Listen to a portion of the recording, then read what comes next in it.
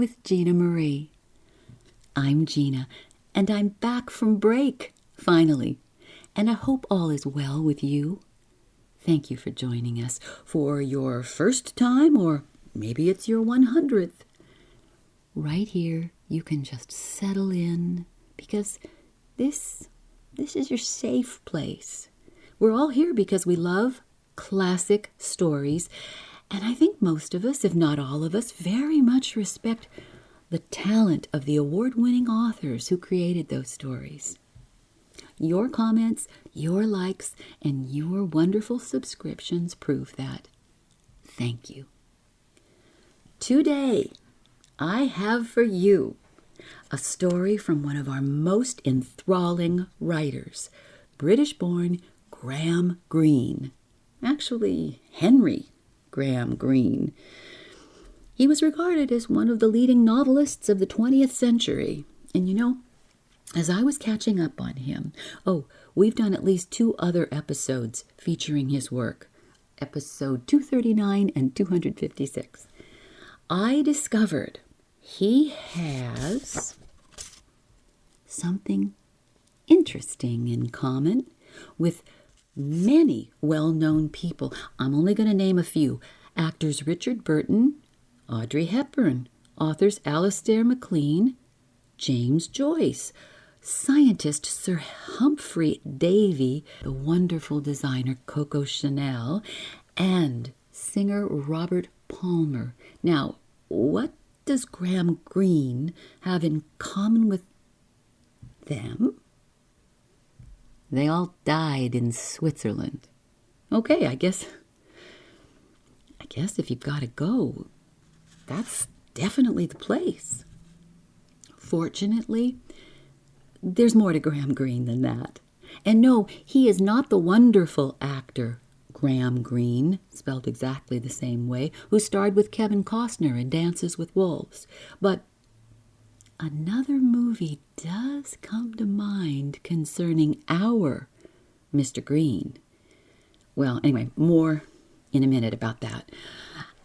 Our Mr. Greene was born in 1904 to a large and prosperous family. He was raised by servants and attended a boys' school run by his own father.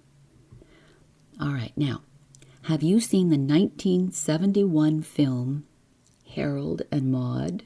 If you haven't, check it out. If so, there's no way you could have forgotten those fake suicides at the start of it. Well, according to the New Yorker, our Mr. Greene, as an adolescent, repeatedly, and fortunately, ineptly, and often comically, tried to commit suicide, not unlike the movie I mentioned. Well, his parents eventually got him help from a psychotherapist who diagnosed him with manic depression. Now, we would call it bipolar disorder. Greene embraced his diagnosis. He really leaned into it. He even credited much of his work to it. Well, is this what made him an extremely popular author in his time? His writing? I don't know. It was a dichotomy. He was well known for very serious Catholic novels, but he was also lauded for what he called his entertainments. That was his short story thrillers. That Catholic novels part of him is so interesting because, well, he married a very devout Catholic woman at a young age, really, 23. He converted for her to the Catholic religion, and much later he referred to himself as a Catholic agnostic. Well, Vivian was his wife's name, and they were married until his death at age 86. That was in 1991. But Greene was anything but faithful to Vivian. He put a great deal of effort into a couple of things other than his writing. One, unfortunately, was his drug use, and another was his very energetic sex life. He tried repeatedly to get Vivian to agree to a divorce. But she, as we know, wouldn't do it. And despite this, he had 2 other long-term relationships with women. And he also had 2 children. Okay, one last bit on Mr. Greene, his awards. Well, our energetic author was on the short list, several times in fact, for the Nobel Prize in Literature. Well, he was awarded the Shakespeare Prize in 1968, and in 1981, the Jerusalem Prize was his. He was an enthralling man, and yeah, today's thriller that you're about to hear is just the same. Published in 1936, tuck in everybody, for Graham Greene's The Hint of an Explanation.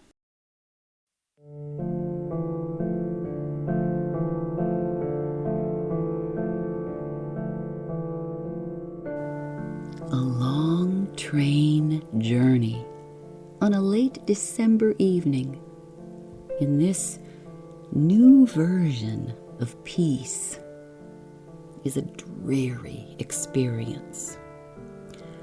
I suppose that my fellow traveler and I could consider ourselves lucky to have a compartment to ourselves, even though the heating apparatus was not working, even though the lights went out entirely in the frequent Pennine tunnels and were too dim anyway for us to read our books without straining our eyes. And though there was no restaurant car to give at least a change of scene, it was when we were trying simultaneously to chew the same kind of dry bun bought at the same station buffet that my companion and I came together. Before that, we had sat at opposite ends of the carriage, both muffled to the chin in overcoats, both bent over type we could barely make out. But as I threw the remains of my cake under the seat, our eyes met, and he laid down his book. By the time we were halfway to Bedwell Junction, we had found an enormous range of subjects for discussion. Starting with buns and the weather, we had gone on to politics, the government, foreign affairs, the atom bomb, and by an inevitable progression, God. We had not, however, become either shrill or acid. My companion, who now sat opposite me, leaning a little forward so that our knees nearly touched, gave such an impression of serenity that it would have been impossible to quarrel with him, however much our views differed. Oh, and differ they did, profoundly. I had soon realized I was speaking to a Catholic, to someone who believed, how did they put it, in an omnipotent and omniscient deity, while I was what is loosely called an agnostic. I have a certain intuition which I do not trust, founded as it may well be on childish experiences and needs, that a God exists, and I am surprised occasionally into belief by the extraordinary coincidences that beset our path, like the traps set for leopards in the jungle. But intellectually, I am revolted at the whole notion of such a God who can so abandon his creatures to the enormities of free will. I found myself expressing this to my companion, who listened quietly and with respect. He made no attempt to interrupt. He showed none of the impatience or the intellectual arrogance I have grown to expect from the religious. When the lights of a wayside station flashed across his face that had escaped hitherto the rays of the one globe working in the compartment, I caught a glimpse suddenly of what?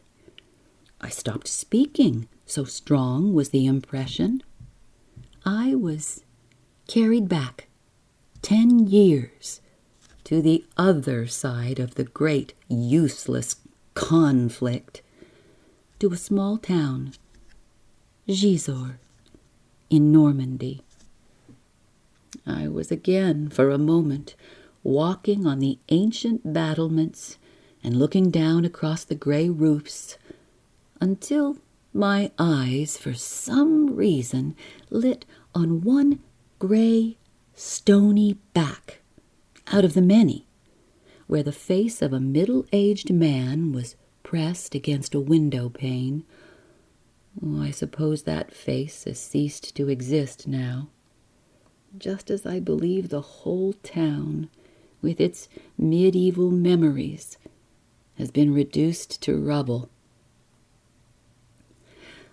I remembered saying to myself then, with astonishment, "That man is happy, completely happy."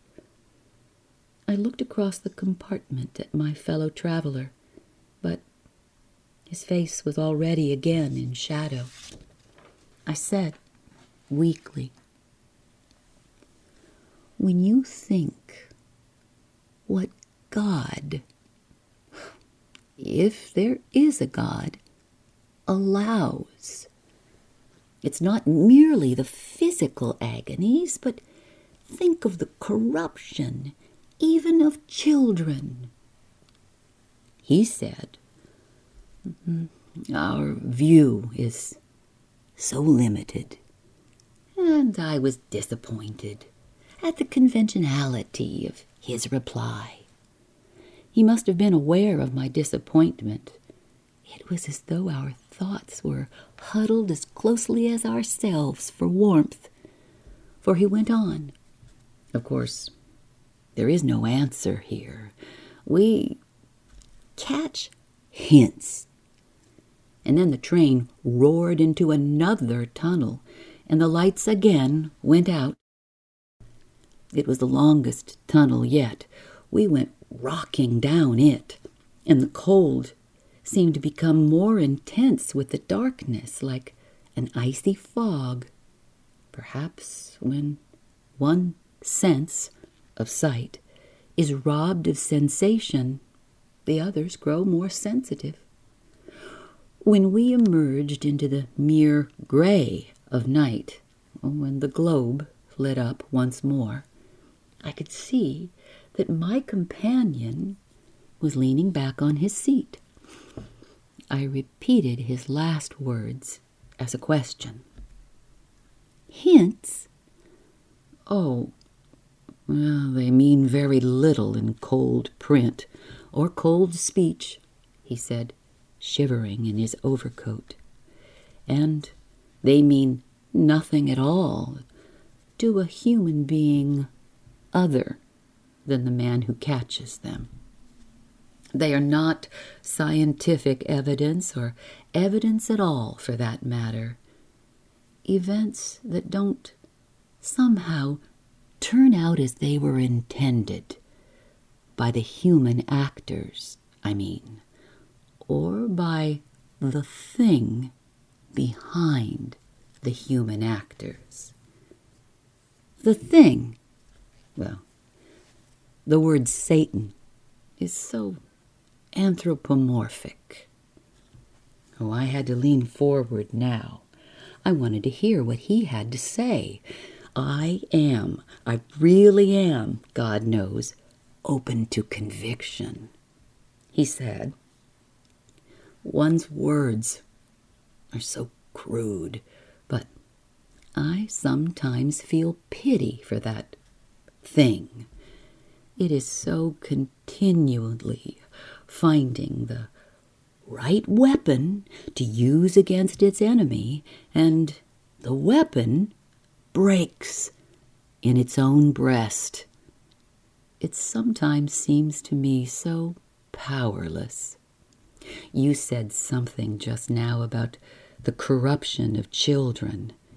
It reminded me of something in my own childhood.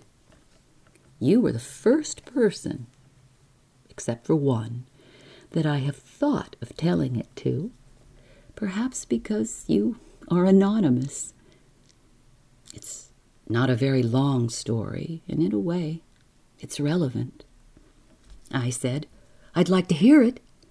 Well, you mustn't expect too much meaning, but to me, there seems to be a hint. That's all. A hint. He went slowly on, turning his face to the pane, though he could have seen nothing real in the whirling world outside except, an occasional signal lamp, a light in a window, a small country station torn backwards by our rush, picking his words with precision. He said, when I was a child, they taught me to serve at Mass. The church was a small one, for there were very few Catholics where I lived. It was a market town in East Anglia, surrounded by flat, chalky fields and ditches. Oh, so many ditches. I don't suppose there were 50 Catholics all told, and for some reason there was a tradition of hostility to us. Perhaps it went back to the burning of a Protestant martyr in the 16th century. There was a stone marking the place near where the meat stalls stood on Wednesdays. I was only half aware of the enmity, though I knew that my school nickname of Popey Martin had something to do with my religion, and I had heard that my father was nearly excluded from the Constitutional Club when he first came to town. Every Sunday, I had to dress up in my surplice and serve Mass. I hated it. I've always hated dressing up in any way, which is funny when you come to think of it. And I never ceased to be afraid of losing my place in the service and doing something which would put me to ridicule. Now, our services were at a different hour from the Anglican, and as our small town, far from select band, trudged out of the hideous chapel, well, the whole of the townsfolk seemed to be on the way past to the proper church. I always thought of it as the proper church. We had to pass the parade of their eyes, indifferent, supercilious, mocking. You can't imagine how seriously religion can be taken in a small town, if only for social reasons. There was one man in particular. He was one of the 2 bakers in the town, the one my family did not patronize. I don't think any of the Catholics patronized him because, well, he was called a free thinker, an odd title for poor man. No one's thoughts were less free than his. He was hemmed in by his hatred of us. He was very ugly to look at, with one wall eye and a head the shape of a turnip, with the hair gone on the crown. And he was unmarried. He had no interests, apparently, but his baking and his hatred. Though now that I'm older, I begin to see other sides to his nature. It did contain, perhaps, a certain furtive love. One would come across him suddenly, sometimes on a country walk, especially if one were alone, and it was Sunday. It was as if he rose from the ditches, and the smear of chalk on his clothes reminded one of the flour on his working overalls. He would have a stick in his hand and stab at the hedges, and if his mood were very black, he would call out after one strange, abrupt words like a foreign tongue. Oh, I know the meaning of those words, of course, now. Once, the police went to his house because of what a boy said he'd seen. Oh, but nothing came of it, except that the hate shackled him closer. His name was Blacker, and he terrified me. I think he had a particular hatred of my father. I don't know why. My father was manager of the Midland Bank, and it's possible that at some time Blacker may have had unsatisfactory dealings with the bank. My father was a very cautious man who suffered all his life from anxiety about money, his own and other people's. If I try and picture Blacker now, I see him walking along a narrowing path between high windowless walls, and at the end of the path stands a small boy of 10. Me. I don't know whether it's a symbolic picture or the memory of one of our encounters.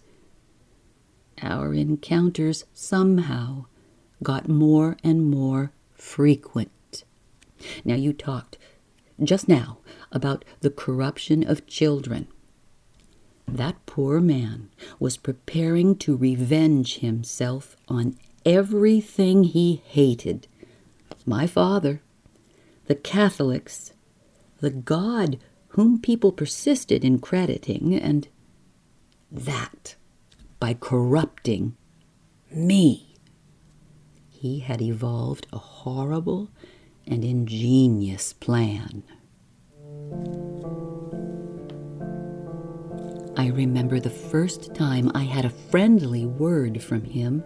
I was passing his shop as rapidly as I could when I heard his voice call out with a kind of sly subservience, as though he were an underservant. "Master David," he called. "Master David." And I hurried on. But the next time I passed that way, he was at his door. Well, he must have seen me coming, with one of those curly cakes in his hand that we called Chelsea buns. I didn't want to take it, but he made me. And then I couldn't be other than polite when he asked me to come into his parlor behind the shop and see something very special.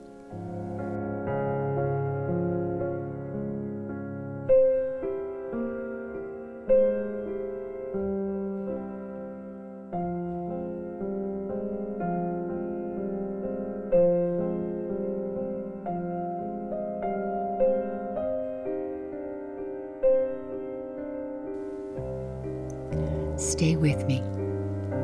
I'll be right back.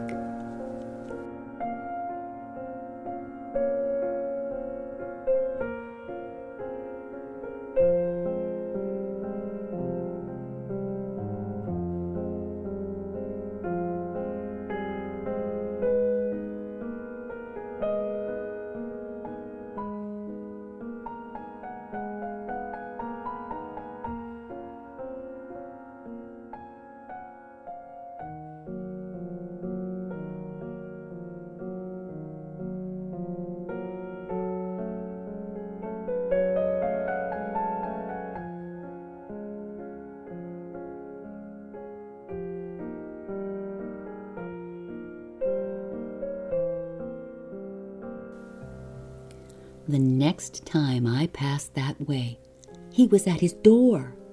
He must have seen me coming with one of those curly cakes in his hand that we called Chelsea buns.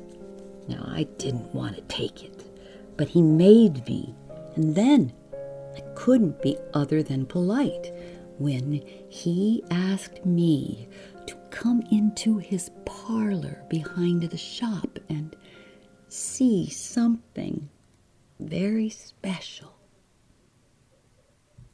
It was a small electric railway, a rare sight in those days, and he insisted on showing me how it worked. He made me turn the switches and stop and start it, and he told me that I could come in any morning and have a game with it. He used the word game as though it were something secret.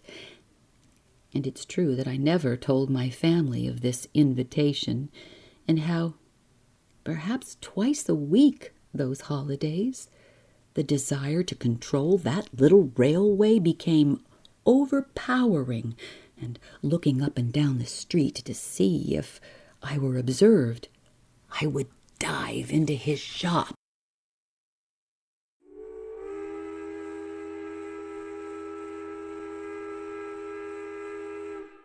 Now our larger, dirtier adult train drove into a tunnel, and the light went out.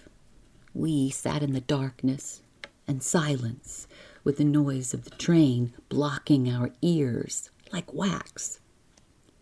When we were through, we didn't speak at once, and I had to prick him into continuing. An elaborate seduction, I said. Oh, don't think his plans were as simple as that, my companion said, or as crude. There was much more hate than love. Poor man, in his makeup. And can you hate something you don't believe in? And yet he called himself a free thinker. What an impossible paradox, to be free and to be so obsessed. Day by day, all through those holidays, his obsession must have grown, but he kept a grip. He bided his time. Perhaps that thing I spoke of gave him the strength and the wisdom. Now it was only a week from the end of the holidays that he spoke to me on what concerned him so deeply. I heard him behind me as I knelt on the floor coupling two coaches. He said, You won't be able to do this, Master David, when school starts." It wasn't a sentence that needed any comment from me any more than the one that followed.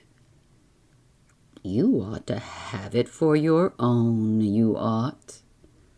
But how skillfully and unemphatically he had sowed the longing, the idea of a possibility. I was coming to his parlor every day now, you see. I had to cram every opportunity in before the hated term started again, and I suppose I was becoming accustomed to Blacker, to that walleye, that turnip head, that nauseating subservience. The Pope, you know, describes himself as the servant of the servants of God. And Blacker, well, I sometimes think that Blacker was the servant of the servants of, well, let it be. The very next day, standing in the doorway, watching me play, he began to talk to me about religion.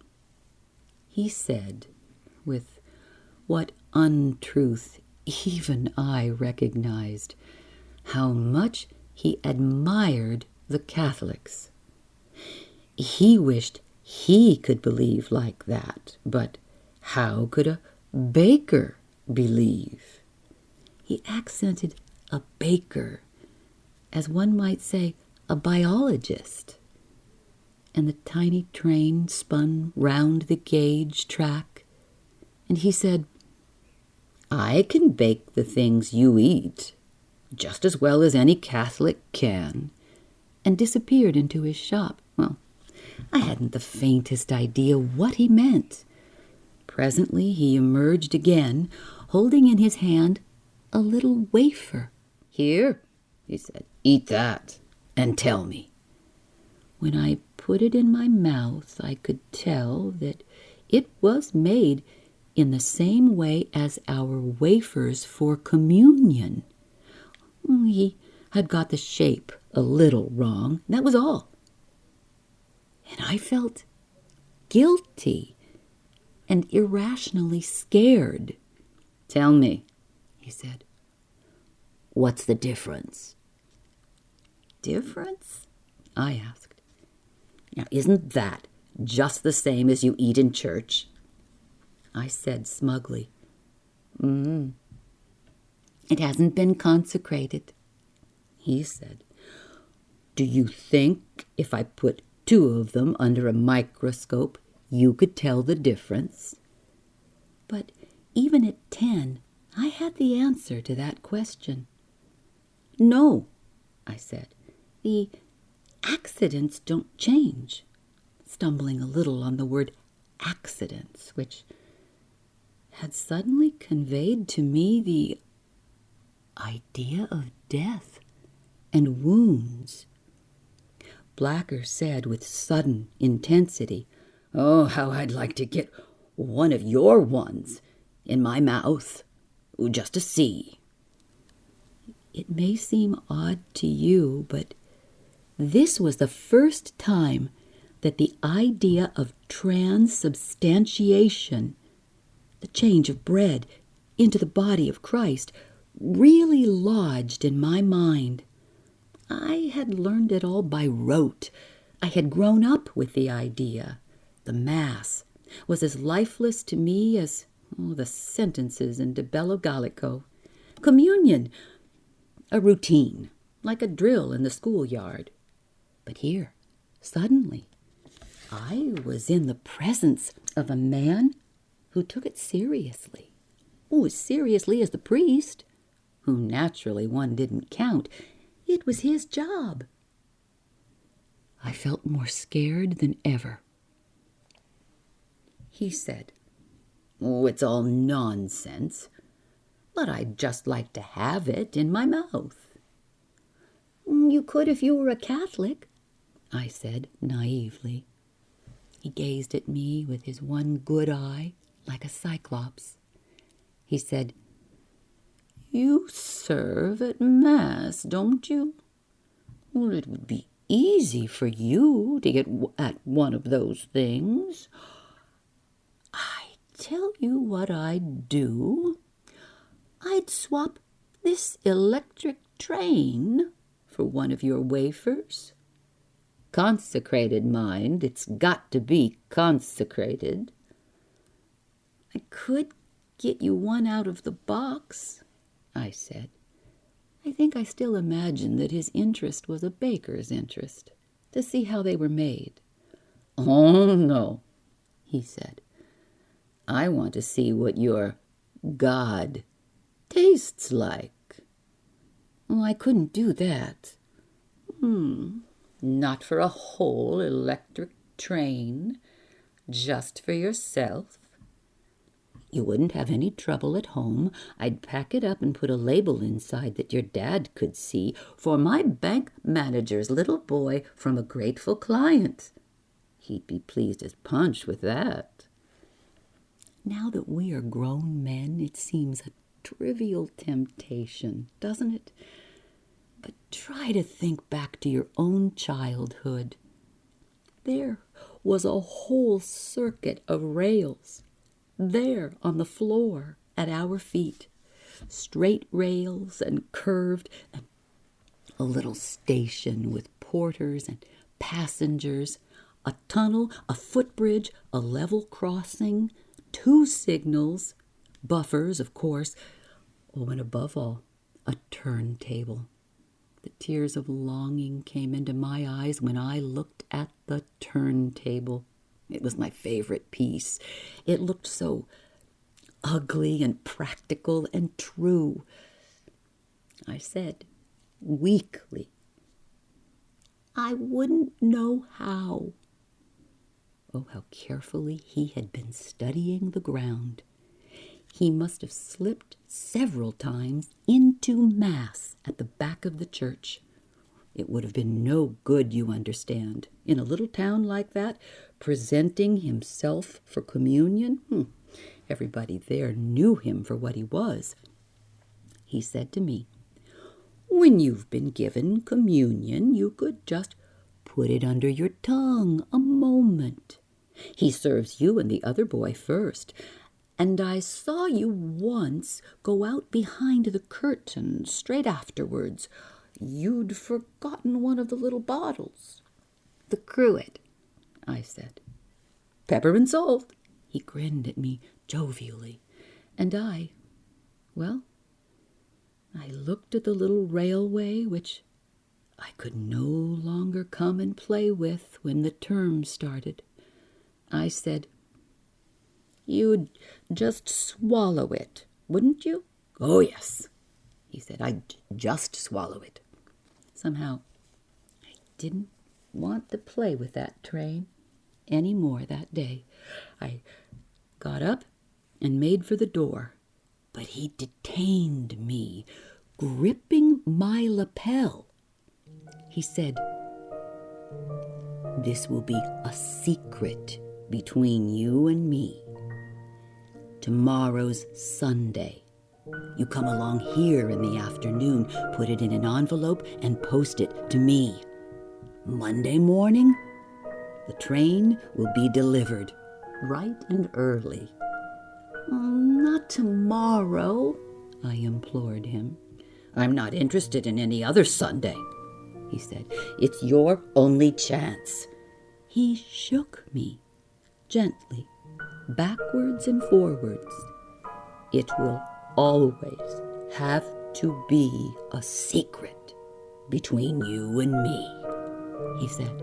"Why, if anyone knew, they'd take away the train, and there'd be me to reckon with. I'd bleed you something awful. You know how I'm always about on Sunday walks. You can't avoid a man like me. I crop up. You wouldn't ever be safe in your own house. I know ways to get into houses when people are asleep." He pulled me into the shop after him and opened a drawer. In the drawer was an odd-looking key and a cut-throat razor. He said, "That's a master key that opens all locks. And that's what I bleed people with."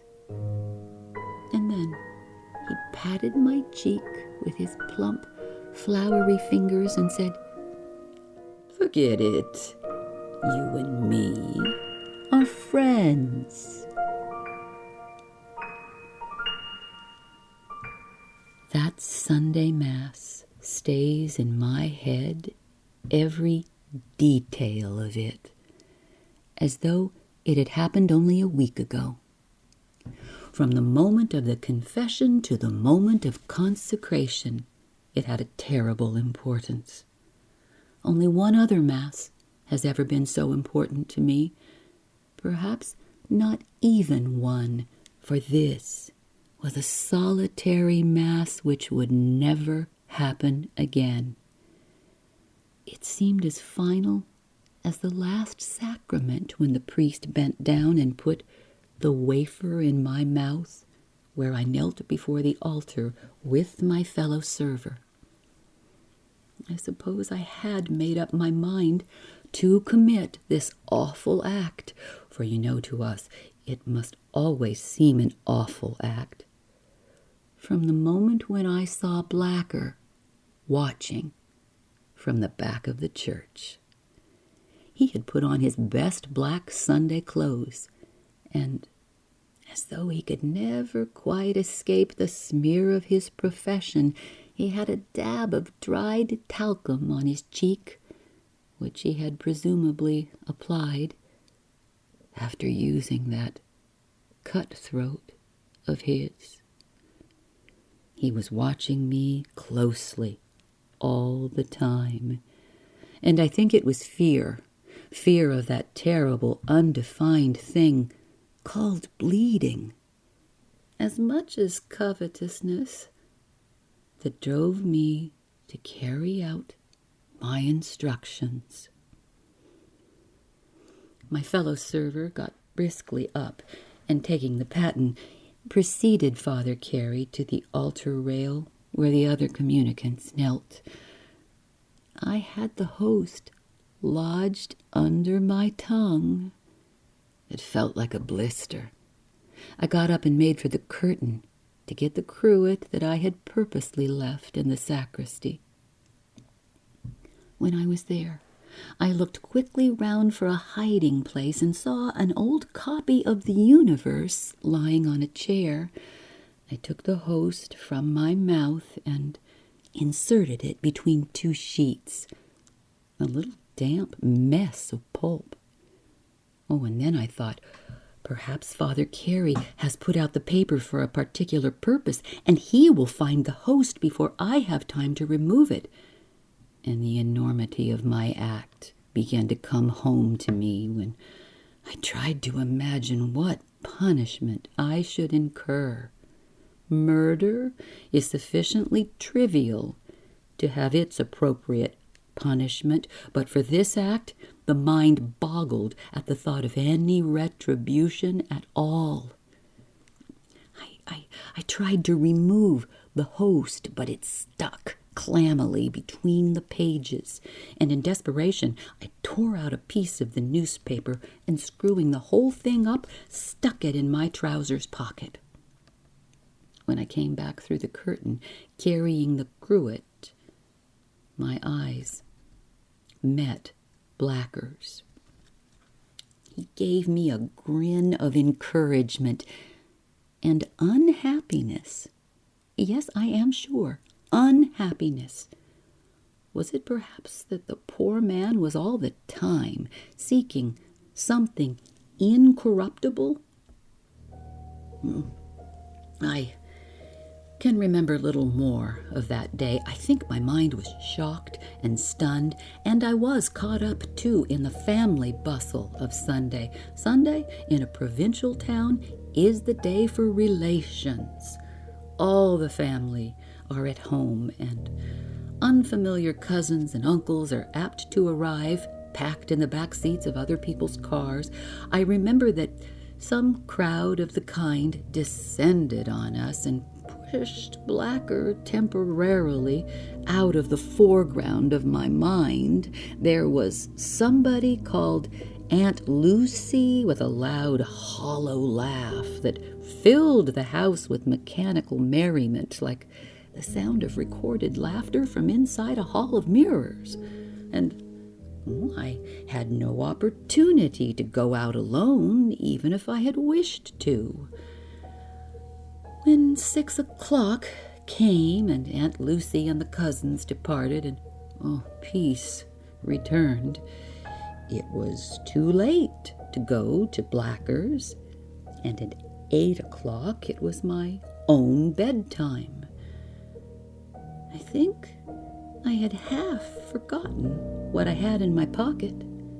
As I emptied my pocket, the little screw of newspaper brought quickly back the Mass, the priest bending over me, Blacker's grin. I laid the packet on the chair by my bed and tried to go to sleep, but I was haunted by the shadows on the wall where the curtains blew, the squeak of furniture, the rustle in the chimney. Haunted by the presence of God there on the chair. The host had always been to me, well, the host. I knew theoretically, as I have said, what I had to believe, but suddenly, as someone whistled in the road outside, whistled secretively, knowingly, to me, I knew that this which I had beside my bed was something of infinite value, something a man would pay for with his whole peace of mind, something that was so hated one could love it as one loves an outcast or a bullied child. These are adult words, and it was a child of 10 who lay scared in bed, listening to the whistle from the road, Blacker's whistle. But I think he felt fairly clearly what I am describing now. That is what I meant when I said, this thing, whatever it is, that seizes every possible weapon against God, is always, everywhere, disappointed at the moment of success. It must have felt as certain of me as Blacker did. It must have felt certain, too, of Blacker. But I wonder if one knew what happened later to that poor man, whether one would not find again that the weapon had been turned against its own breast. At last, I couldn't bear that whistle any more and got out of bed. I opened the curtains a little way, and there, right under my window, the moonlight on his face, was Blacker. If I had stretched my hand down, his fingers reaching up could almost have touched mine. He looked up at me, flashing the one good eye with hunger. I realize now that near success must have developed his obsession almost to the point of madness. Desperation had driven him to the house. He whispered up at me, "David, where is it?" I jerked my head back at the room. "Give it to me," he said. "Quick! You shall have the train in the morning." I shook my head. He said, "I've got the bleeder here and the key. You better toss it down." "Go away," I said, but I could hardly speak for fear. "I'll bleed you first, and then I'll have it just the same." "Oh, no, you won't," I said. I went to the chair and picked him, up There was only one place where he was safe. I couldn't separate the host from the paper, so I swallowed both. The newsprint stuck like a prune's skin to the back of my throat, but I rinsed it down with water from the ewer. And then I went back to the window and looked down at Blacker. He began to wheedle me. "What have you done with it, David? What's the fuss now? It's only a bit of bread," looking so longingly and pleadingly up at me that even as a child I wondered whether he could really think that and yet desire it so much. "I swallowed it," I said. "Swallowed it?" "Yes," I said. "Go away." Then something happened which seems to me now more terrible than his desire to corrupt or my thoughtless act. He began to weep. The tears ran lopsidedly out of the one good eye, and his shoulders shook. I only saw his face for a moment before he bent his head and strode off, the bald turnip head shaking into the dark.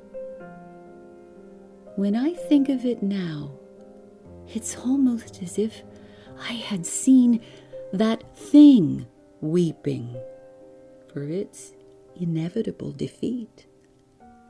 It had tried to use me as a weapon, and now I had broken in its hands, and it wept its hopeless tears through one of Blacker's eyes.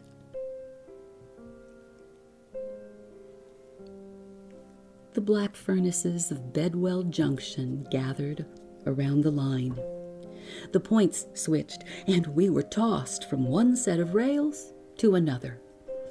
A spray of sparks, a signal light changing to red, tall chimneys jetting into the gray night sky, the fumes of steam from stationary engines.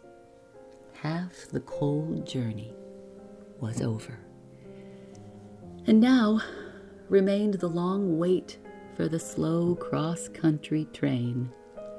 I said, "Oh, it's an interesting story. I think I should have given Blacker what he wanted, and I wonder what he would have done with it." "I really believe," my companion said, "that he would first of all have put it under his microscope before he did all the other things I expect he had planned." And the hints, I said. "I don't quite see what you mean by that." "Oh, well," he said vaguely.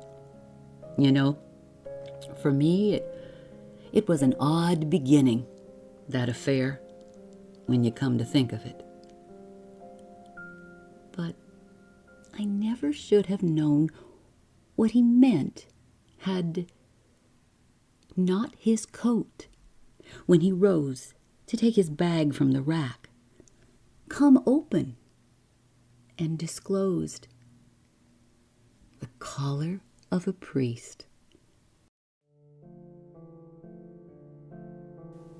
I said, "I suppose you think you owe a lot to Blacker."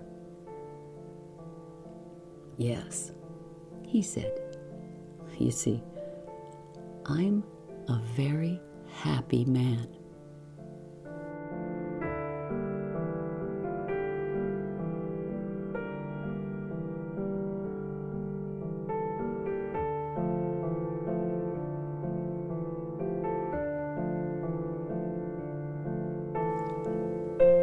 The introduction information for this episode is from Dickon Views, author and traveler, and The Unquiet Englishman, a book review for The New Yorker by Joan Ocachella. Music for this episode is Innocence by Ryan Stewart.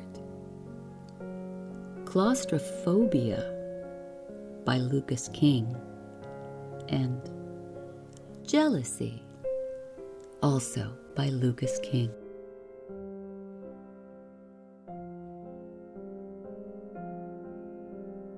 Remember, you can reach me at fastasleepwithginamarie44@gmail.com, or you can find me on Instagram, Facebook, and TikTok. And please, keep us here for you with your comments, your likes, and by subscribing. I thank you for listening.